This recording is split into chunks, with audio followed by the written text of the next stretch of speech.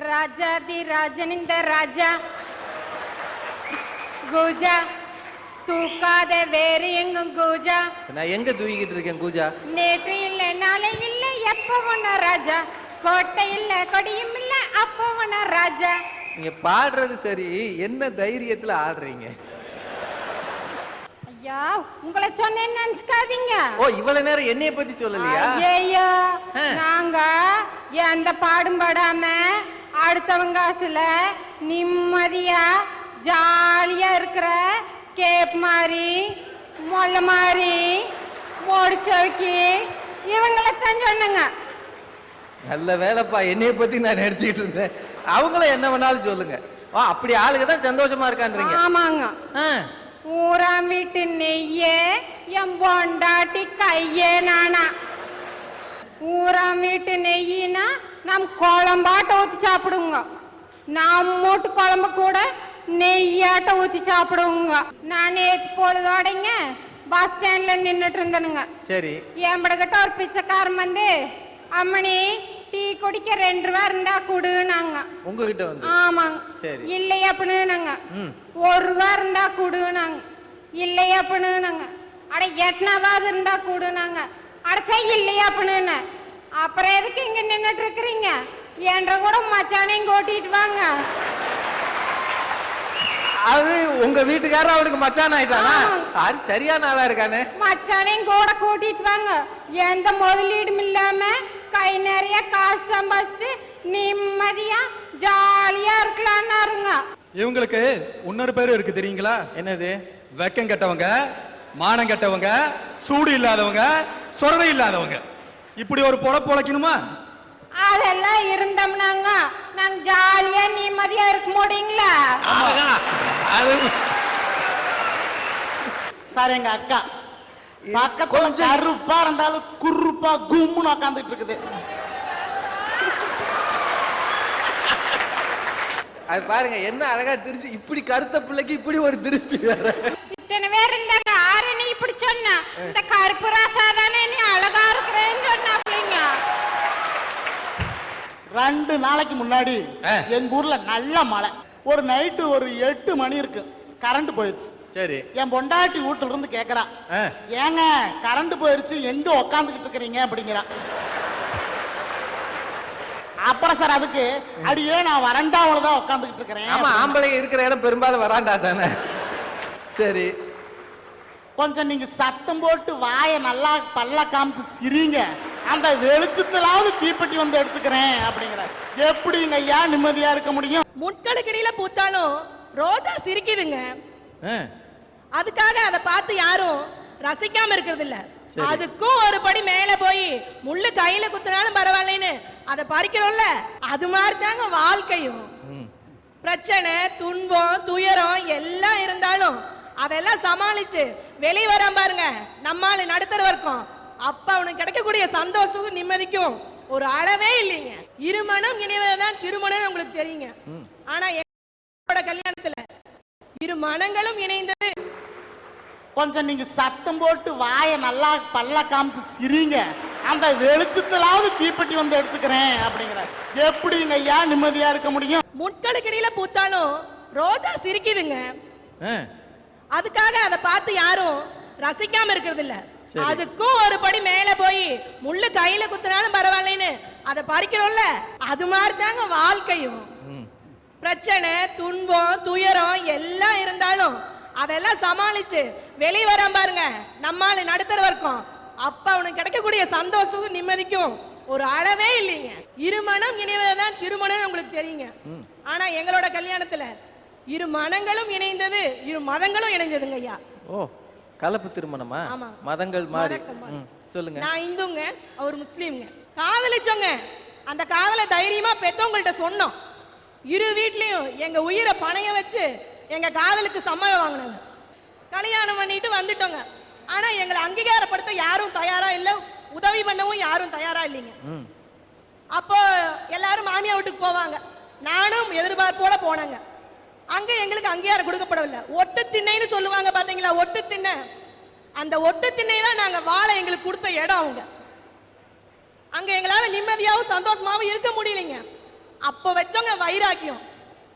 நம்மளா உழைச்சு பாடுபட்டு நம்ம வாழக்கூடிய அத்தனை பொருட்களை வாங்கி சொந்தமா ஒரு வீடு கட்டிட்டு தான் நம்ம வாழ்க்கையை ஆரம்பிக்கணும்னு வைராக்கியம் வச்சாங்க எங்க வீட்டுக்காரர். 5 வருடம் கடுமையாக உழைச்சு பாடுபட்டாங்க. என் கணவர் இரவு பகல் பாராது அயராது உழைச்சாருங்க. நானும் என்னால முடிஞ்ச சின்ன சின்ன வேலைகளை எல்லாம் செஞ்சோம். வாழ்க்கைக்கு தேவையான அத்தனை பொருட்களையும் வாங்கினோம் சார். எங்க வீட்டுக்கு தேவையான அத்தனை பொருட்களையும் வாங்கி 5 வருடத்துக்கு அப்புறம் தான் கணவன் மனைவியாவே வாழ ஆரம்பிச்சங்க சார். அவங்க வீட்டுல காதல் திருமணத்தை அங்கீகரிச்சதே பெருசு. அதுவும் மதம் மாறி அப்படி ஆன பிறகு இவங்க 5 ஆண்டுகள் குடும்ப வாழ்க்கையே இல்லாமல் ஒரு மனுஷனா ஆன பிறகு, செட்டில் ஆன பிறகுதான் கணவன் மனைவியாக வாழ்வதுன்னு ஒரு நம்பிக்கையோட ஒரு விரதம் எடுத்து இருந்திருக்காங்க பாருங்க. உண்மையிலேயே இந்த தம்பதிகளை நாம் மனமாற பாராட்டும். 5 வருடம் கழித்து பிரசவ காலம் வந்துச்சுங்க. கூடவே பிரச்சனை காலம் சேர்ந்து வந்துச்சுங்க. சரி. அப்ப டாக்டர் சொல்லிட்டாங்க, உடனடியா அறுவை சிகிச்சை பண்ணி ஆகணும். ஒன்னா தாயை காப்பாற்ற முடியும், என்ன குழந்தையை காப்பாற்ற முடியும்னு சொல்லிட்டாங்க. எனக்கு அறுவை சிகிச்சை நடந்துச்சுங்க. அழகான ஆண் குழந்தை பிறந்தது. சோதனைகள் எல்லாம் சாதனையாக்குறது யாரு தெரியுங்களா? எங்களை மாதிரி நடுத்தர வர்க்கம் தாங்க. வாங்கின கடன் சுமை கட்டுறதுக்காகவும் எங்களை மறுபடியும் வாழ வைக்கிறதுக்காகவும் அப்ப எங்க வீட்டுக்காரர் ஊரை விட்டு நான் வெளிநாடு போய் சம்பாரிச்சிட்டு வரமான்னு சொன்னார். நான் சொன்னேன், வெளிநாடு போய் நீங்க லட்ச லட்சமா பாடுபட வேணாங்க, லட்சியத்தோட இங்க இருந்து சம்பாரிச்சா அதுவே போதும்னு சொன்னேங்க. நான் என்ன செய்யறாரு உங்க வீட்டுக்காரர்? மெக்கானிக்ங்க, பைக் மெக்கானிக். Bike mechanic. பக்கத்துல இருக்கிற திருப்பூர்லங்க சொந்தமா ஒரு கடை வச்சிருக்காங்க. எங்களுக்காக எங்க வீட்டுக்காரர் வாரம் ஒரு தடவை தான் வருவாங்க. வந்து எங்க வீட்டுல இருப்பாரு. பண்டிகை எல்லாம் ஐயா, பண்டிகை எல்லாம் உங்களுக்கு வருஷம் வருஷம் தான் வரும். ஆனா எங்களுக்கு வாரம் வாரம் வருங்க. எங்க வீட்டுக்காரர் வாரம் தான் எங்களுக்கு பண்டிகை. அரசியல்வாதிகள் தான் தலைவரே, உன் வருகை எமக்கு திருவிழான்னு போஸ்டர் அடிக்க முடியுமா? ஒரு குடும்ப தலைவி கணவர் திருப்பூர்ல இருந்து வீட்டுக்கு வர்றதே எங்களுக்கு பண்டிகை அப்படின்னு சொல்றாங்க பாருங்க. உண்மையிலேயே பெருமையா இருக்குங்க. நான் கை பிடிக்கிறப்ப இருந்த அந்த மென்மையான கைகள் 14 வருஷமா ஸ்பேனர் புடிச்சுங்க கைகள் காப்பு காய்ச்சி போச்சுங்க. நான் அப்போ கேட்டேன் அவள்கிட்ட ஒரு நாள், ஏங்க உங்க கை வலிக்குதுங்களா அப்படின்னு கேட்டேன். அடி போடி பைத்தியம், வலி இருந்தால்தான் வலி பிறக்கும். இதை விட ஒரு உருக்கமான நிகழ்ச்சி என்னன்னா, ஒரு ஆண் வாரிசு இல்லாத என்னோட தந்தையோட இறுதி சடங்குக்கு தானும் மருமகன் மகன்கிற நான் இருக்கேன் அப்படின்னு சொல்லி அத்தனை ஒரு நல்லதை மணி வச்சது என்னோட கணவர் தாங்க. நான் பெருமையா சொல்லிக்கிறேன். ஆக நடுத்தர வர்க்க வாழ்க்கையில் போராட்டங்கள் இருக்கிறது. இந்த பொண்ணுடைய வாழ்க்கையை பாருங்க. மதமாறி திருமணம் பண்ணி பெற்றோர்களின் உதவி எதுவும் இல்லாம சொந்த கையை ஊனி எழுந்து இன்றைக்கு நிலைத்து நிற்கிறார்கள் ஒரு குடும்பமானா இதுதான் உண்மையான காதல். நிம்மதிங்கிறது மனம் சம்பந்தப்பட்டது, ஜாலிங்கிறது பணம் சம்பந்தப்பட்டது. இந்த தீபாவளி நேரத்தில் பார்த்தீங்கன்னா எங்கால் முன்னாலேயே பட்ஜெட் போட்டுருவான். சரி, குடும்பத்துக்கு ஒரு 6000 அப்படின்னு. அதில் ஒரு 2000 என்ன பண்ணுவான்னு பார்த்தா குழந்தைகளுடைய துணிமணிக்காகவும் பட்டாசுக்கு ஒதுக்கிடுவான். சரி, மிச்சம் 4000 பட்ஜெட். அந்த குழந்தை குட்டியோட அப்படியே கடைவீதிக்கு போவான் பாருங்க. அப்படியே அந்த சேல்ஸ்மேன் புடவை எடுத்து போட்டுக்கிட்டு இருப்பான். அப்ப 3000 ரூபாய் புடவை அழகா இருக்கும். ஆனா பட்ஜெட் எவ்வளவு அந்த அம்மாவுக்கு? 2000. அப்ப கணவன் அப்படியே சொல்லுவான், பரவாயில்லம்மா எடுத்துக்க, 1000 ரூபாய் எனக்கு துண்டு விழுந்தா பரவாயில்லைம்மா. ஆனா அந்த அம்மா மனசு என்ன தெரியுங்க நினைக்கும், இந்த மனுஷன் வெளியே கிளிய போறவனாச்சே, அவன் இதுல நம்ம பட்ஜெட்ல கை வைக்க வேண்டாம், பிடிச்சோ பிடிக்காமலோ 2000 ரூபாய் புடவையே போதும்னு நினைக்கும். அவன் அங்கிருந்து சொல்லுவான், பரவாயில்லம்மா எடுத்துக்க அப்படிமா. இது எல்லாம் வார்த்தையால நடக்காது சார், கண்களால நடந்துட்டு இருக்கதா சார் நடுத்தர வர்க்கம். விட்டு கொடுத்தல், தான் தோத்து போகணும்னு நினைக்கிறான் பாத்தீங்களா, அடுத்த தன் மனைவிக்காக, அது நிறைஞ்ச குடும்பம் தான் சார் இந்த நடுத்தர வர்க்கம். அண்ணாச்சி, இதே மாதிரிதான் நானும் 2000 ரூபாய் எடுத்துக்கிட்டு ஈரோட்டுக்கு நானும் என் பொண்டாட்டியும் ஜவுளி எடுக்க வந்தோம். ஜவுளி கடைக்குள்ள போன உடனே என் பொண்டாட்டி பார்த்தா பாருங்க ஒரு பார்வை, அப்பமே புரிஞ்சு போச்சு அவன் என்ன சொல்ல போறான்ட்டு. ஜவுளி கடைக்குள்ள போனா ஐயா, 1983 ரூபாய்க்கு ஒரு புடவை வாங்கினான். வாங்கினவன் தான் வாங்கிட்டார, சத்தம் கட்டாம வந்திருக்க கூடாது. எனக்கு ஏதாவது வாங்கிட்டு வரணும்னு அவளுக்கு ஒரு ஆசை. மிச்சம் இருக்க ரூபாய்க்கு எனக்கு ஒரு கட்சிப்பு வாங்கிட்டு வந்தான்.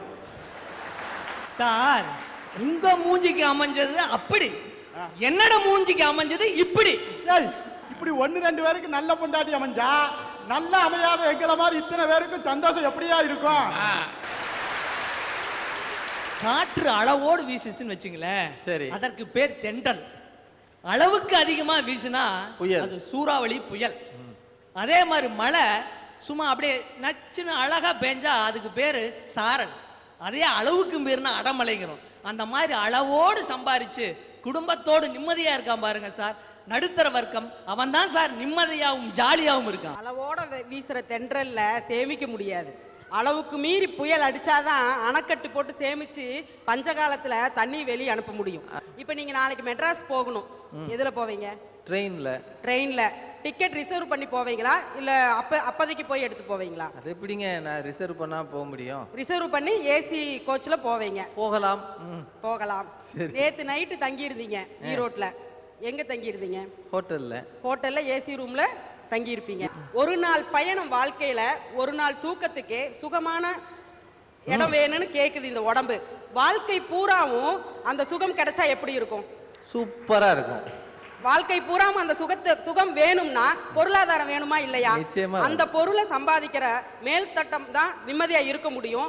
அந்த மேல்தட்டத்துக்கு எல்லாரும் நோக்கி போகணும். பணம் இருந்தா பணம் பத்தும் செய்யுங்க.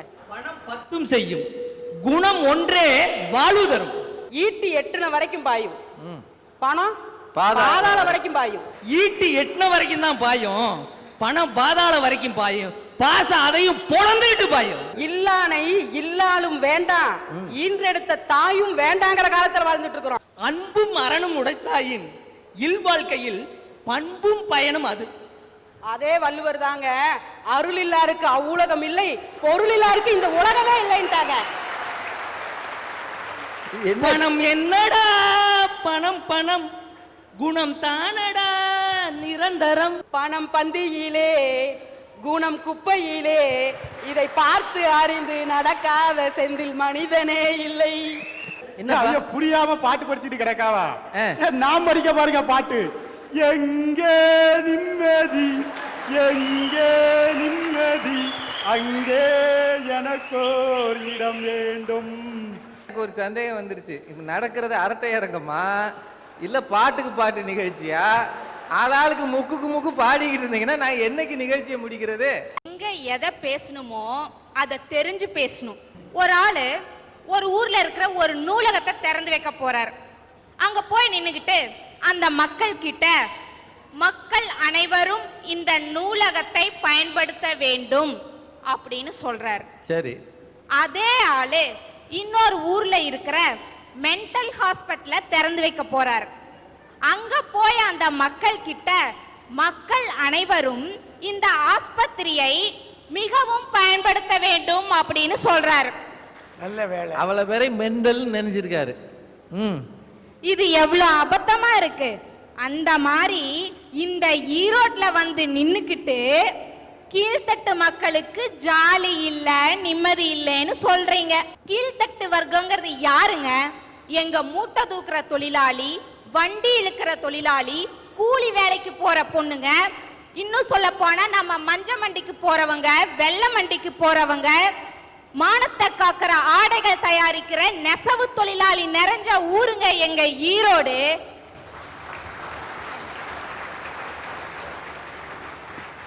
இந்த ஈரோட்ல தொழிலாளிகளுக்கு நிம்மதி இல்ல, உழைப்பாளிகளுக்கு நிம்மதி இல்ல அப்படின்னு சொன்னா இந்த உலகத்துல யாருக்குமே நிம்மதி இல்லைன்னு அர்த்தம். இருப்பதை கொண்டு சிறப்புடன் வாழும் இலக்கணம் படித்தவன் தொழிலாளி. உருக்கு போன்ற கைகளை நம்பி ஓங்கி நிற்பவன் தொழிலாளி. இந்த தொழிலாளிக்காங்க நிம்மதி இல்ல. அதனால இன்றைய சூழ்நிலையில ஜாலியாவும் நிம்மதியாவும் இருக்கிறது எங்க கீழ்த்தட்டு மக்கள் தான், கீழ்த்தட்டு மக்கள் தான், கீழ்த்தட்டு மக்கள் தான். ஐயா, நீங்க தாஜ்மஹால் பாத்திருக்கீங்களா? பாத்திருக்கேன். அதை யாரும் கட்டினாங்க? ஷாஜகான். அந்த ஷாஜகான் வந்து மிகப்பெரிய செல்வந்தங்க. இறந்து போன காதலிக்காக கட்டினாங்க. அது வந்து ஒரு பெரிய விஷயம் இல்லைங்க. ஆனா வாழ்ற காலத்துல தன்னோட மனைவி மக்களுக்காக யாருடைய எதிர்பார்ப்பு இல்லாம உழைச்சு பாடுபட்டு கட்டினாரு பாத்தீங்க என் கணவர் வீடு. அதுதாங்க என்னோட தாஜ்மஹால். ஏ அப்பா, ஏ அப்பா. எனக்கு தெரிய வீட்டுக்காரர் செஞ்ச ஒன்ன பாராட்டின முதல் பெண்மணி இந்த அம்மாவா தான் இருக்கும். உலகத்துல நானும் ஒரு வீடு கட்டி இருக்கேன். அந்த அம்மா ஒரு நாள் என்ன லூசு மாதிரி பிளான் போட்டிருக்கேன்றா. நான் போட்டதுல போட்டவர் இன்ஜினியர், அவர் எங்கேயோ கிடக்காரு. ஆனா நீங்க அதை தாஜ்மஹால்னு சொல்றீங்களம்மா. அவர் கொடுத்து வச்ச மகாராஜம்மா அவரு. ஆமா, தாஜ்மஹாலை யார் பேர்லமா எழுதி வச்சிருக்காரு? அவர் பேர்லயா உங்க பேர்லயாமா? என்னோட பேர்ல தாங்க இருக்கு. அப்படி போடு. அப்ப நிச்சயமா அது தாஜ்மஹால் தான். அந்த தாஜ்மஹால்ல அழகு இருக்குதுங்க, பளபளக்கிற பளிங்கு கற்கள் இருக்குதுங்க. ஆனா எங்க தாஜ்மஹால்ல அன்பு இருக்குங்க, பண்பு இருக்குங்க, பாசம் இருக்குங்க. அது மட்டும் தாஜ்மஹால் இல்லைங்க. இங்க உட்கார்ந்துருக்காங்க பாருங்க நடுத்தர மக்கள், அவங்க ஒவ்வொருத்தரும் கட்டினது வெறும் மணலாலையும் செங்கல்லாலையும் கட்டப்பட்ட வீடு இல்லைங்க, எல்லாமே தாஜ்மஹால் தான். அந்த மாதிரி அன்போடவும் பாசத்தோடவும் இருக்கிற நடுத்தர மக்கள் தான் ஜாலியாகவும் நிம்மதியாகவும் இருக்காங்கிறத நான் அடிச்சு சொல்றேன்.